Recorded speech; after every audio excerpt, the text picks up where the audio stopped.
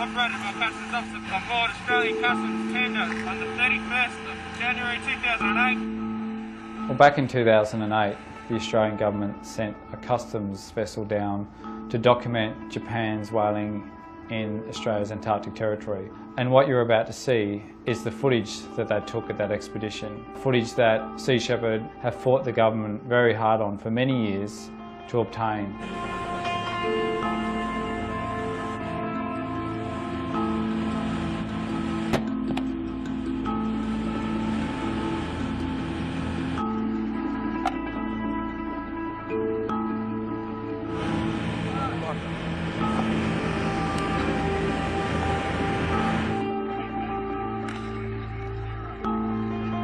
So the area that these whales are being hunted in is in a Southern Ocean whale sanctuary, and yet they are being chased with these harpoon ships that are doing 23, 24 knots, and these whales are swimming at 16, 17 knots to try and outrun these harpoon ships.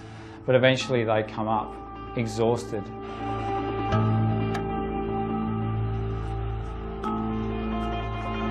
And when these whales are hit with an explosive harpoon, it sends shrapnel through their bodies and then hooks come out. And so there's no way for these whales to escape.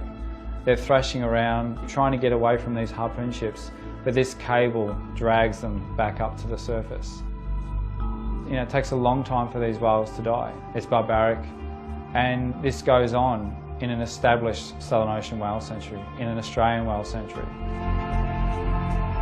Once these whales die, they are tied up alongside a harpoon ship before that harpoon ship rendezvous with the factory ship, the Nishimaru, and then it is transferred up the slipway of the Nishimaru, where it is diced up for the markets in Tokyo.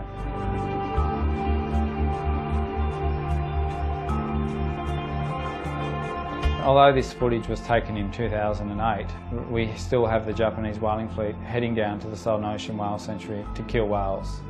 And unless there is action from our Australian government, in 10 years' time, we are still going to see whales being killed in an established whale sanctuary. I guess the question has to be asked is, does the Australian government, represent the wishes of the Australian public that want to see an end to whaling, or Tokyo? It's time the Australian government stepped up and sent a vessel south.